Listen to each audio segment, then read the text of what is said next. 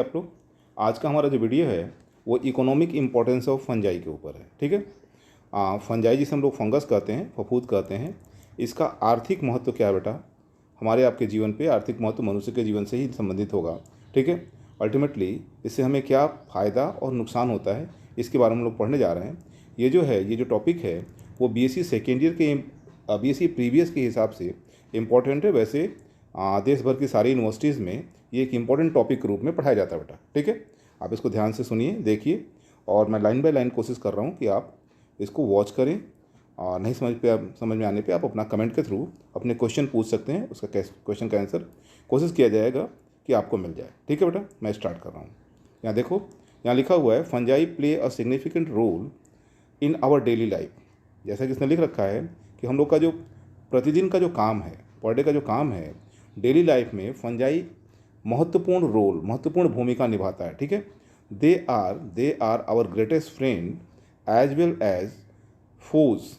याद रखो बेटा, फंजाई जो हम लोग का सबसे अच्छा मित्र भी है और शत्रु भी। याद रखो बेटा, मित्र तो है ही, शत्रु भी है, क्योंकि फंजाई से बहुत से रोग होते हैं। जहाँ फंजाई से हमको बेनिफिशियल सब्सटेंस मिलते हैं, दवाएं मिलती हैं, दूसरे केमिकल्स मिलते हैं, वही कई ऐसे फंगस हैं जो ह्यूमन को और दूसरे कंपोनेंट्स हैं, प्लांट्स और एनिमल्स हैं, उनको रोग पैदा भी करते हैं।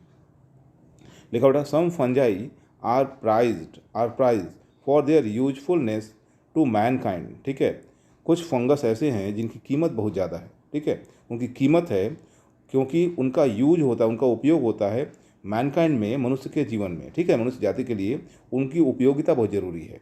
While other are highly injurious as they are responsible for several diseases in plants, animals and human beings. याद रखो बेटा, हमने जैसे बोला कि बहुत से ऐसे फंगस हैं जिनकी कीमत ज़्यादा है, जिनको हम खाने के लिए ख़रीदते हैं, मेडिसिन के लिए ख़रीदते हैं, दूसरे सोर्सेज के लिए हम उनको यूज करते हैं।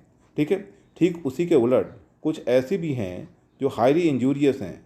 ठीक है, नुकसानदेह हैं। किसके लिए? क्योंकि वो बहुत से रोग उत्पन्न कर रहे हैं बेटा। किसको किसको रोग उत्पन्न कर रहे हैं? प्लांट्स को, एनिमल्स को, हमें आपको भी। Clear? Some important and useful harmful activities of fungi are discussed below. हम लोग आज ही के आर्टिकल में ये डिस्कस करेंगे कि फंजाई के कौन से यूजफुल एक्टिविटीज़ हैं हमारे आपके लाइफ के लिए और कौन से हार्मफुल हैं। ठीक है बेटा, आगे पढ़ते हैं। Useful activities of fungi. ठीक है बेटा, यूजफुल एक्टिविटीज़ यहाँ लिखा हुआ है। यूजफुल एक्टिविटीज़ के बारे में हम लोग का डिस्कशन होगा।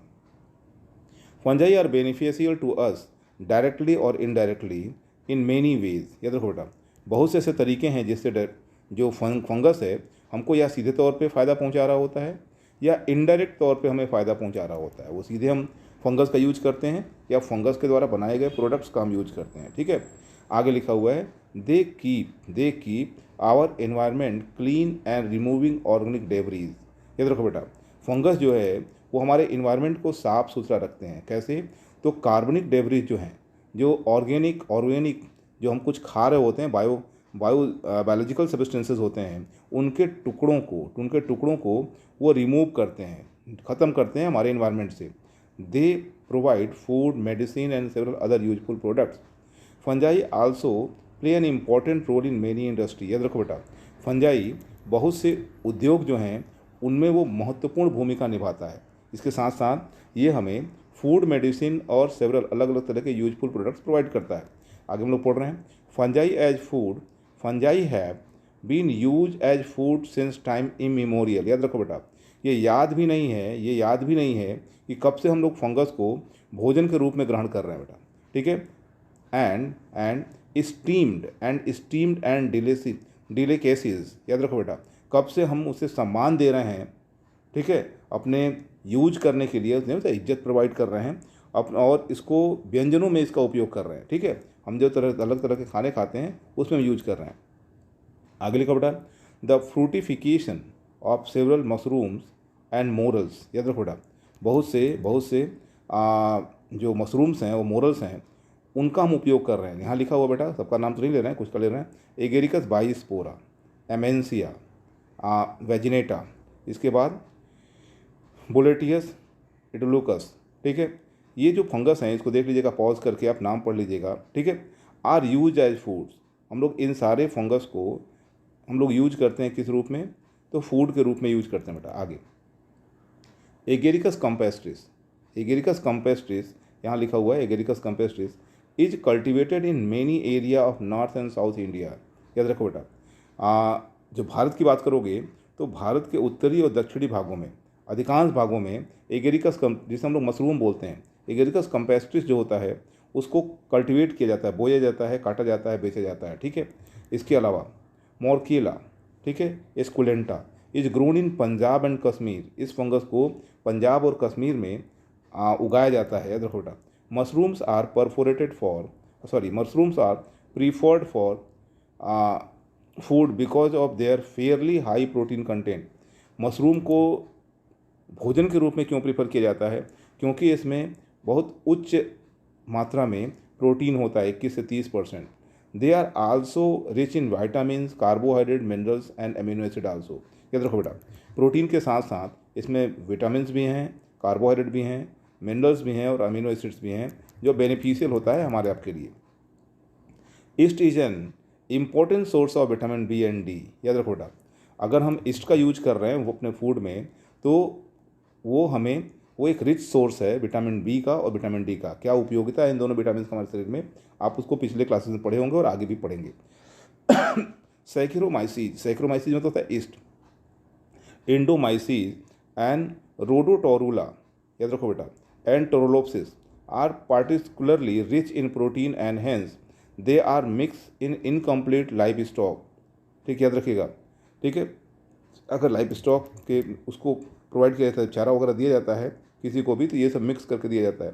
Similarly a popular food tofu is produce from species Mucor and anti Mucor. याद रखो बेटा, some food like soybeans and cassava although rich in nutrient can be easily digested by man। याद रखो बेटा, बहुत से ऐसे फूड हैं जो जब फंगस के साथ मिक्स होते हैं, ठीक है, तो उनका स्वाद बदल जाता है और वो डाइजेस्टिबल होते हैं मनुष्य के लिए। These are made easily palatable. याद रखो, ये जो जिनके बारे में बात हुआ है, किसके बारे में? सोयाबीन के बारे में, कसावा के बारे में। वो न्यूट्रिएंट बहुत ज़्यादा होता है, ये इतना खाने लायक बनते कैसे हैं? ठीक है, these are made easily palatable by fermenting fungi. जब उनको हम लोग फंगस का फर्मेंट करते हैं तो खाने लायक हो जाते हैं। Soybean fermented by species of Rhizopus. याद रखो बेटा, सोयाबीन जो है, अगर राइजोपस की कुछ जातियाँ हैं जिसके थ्रू उसको फर्मेंट किया जाता है, जैसे राइजोपस ओलिगोस्पोरस है, राइजोपस ओराइजी है, ठीक है, इसे जब फर्मेंट करते हैं टू प्रिपेयर टेम्फ, ठीक है, जिससे टेम्फे का निर्माण होता है। और food which is easily digestible and tasty. Tempeh जो है वो आसानी से पच जाता है और टेस्टी, स्वाद में भी अच्छा होता है। सिमिलरली लिखा हुआ है in Caparina food develop by the institute of nutrition Central America and Panama. याद रखो बेटा, इस फूड को, इन कैपेरिना को किसने, ये क्वेश्चन बन सकता है आपका, इन कैपेरिना को किसने डेवलप किया है? तो institute of nutrition and central America and Panama हो गया, इसने तैयार किया। कैसे? कंसिस्ट ऑफ, इस फूड में कॉर्न मिक्स किया गया है। ठीक है, इस फूड में कॉर्न मिक्स किया गया है। कॉर्न है 26%, कॉटन सीड है 38%, सोरगम है 26% और ईस्ट 3% है, एंड मिनरल्स एंड विटामिन, ये सभी मिक्स किए गए हैं। नॉर्दर्न लिखा हुआ है, northern utilisation and research and development division, नाम है इसका USDA, has develop protein cake by combining wheat, barley, oat, rice, soybean flour, cooked and ferment with the help of Rhizopus oligosporus। याद रखो बेटा, डिपार्टमेंट की बात हो रहा है, USDA के बारे में बात कर रहे हैं हम लोग। आप इसको पॉज करके वीडियो को, इसको दोबारा पढ़ करके इसका नाम देखिएगा। राइजोपस ओलिगोस्पोरस के साथ जब इसको फर्मेंट किया जा रहा है और इससे बना हुआ जो केक है, this cake is rich in niacin, vitamin B है, niacin, riboflavin, single cell protein obtain from yeast species. ठीक है, ईस्ट के स्पीसीज से हम लोग सिंगल सेल प्रोटीन को ऑब्टेन कर सकते हैं, आप बायोटेक्नोलॉजी में पढ़ोगे। Aspergillus and Penicillium, Fusarium, Neurospora and Candida is complete substitute for conventional protein food. याद रखो बेटा, हम कन्वेंशनल जैसे दूध है और दूसरी चीज़ें जो फूड प्रोटीन के लिए खा रहे हैं, उसके अलावा इन फंगस का यूज करके हम प्रोटीन के जो हम लोग का परंपरागत स्रोत है, ठीक है, प्रोटीन का जो फूड का परंपरागत सोर्स है, उससे हट करके हम प्रोटीन प्राप्त कर सकते हैं। किससे? तो इन फंगस के थ्रू हम लोग प्रोटीन प्राप्त कर सकते हैं। ये हमारा फर्स्ट वीडियो था और नेक्स्ट वीडियो ठीक इसके बाद हम अपलोड कर देंगे। आप इसे देखते रहिए। नहीं समझ में आ रहा है वापस पढ़िए, नहीं तो क्वेश्चन कीजिए हमसे। ठीक है बेटा।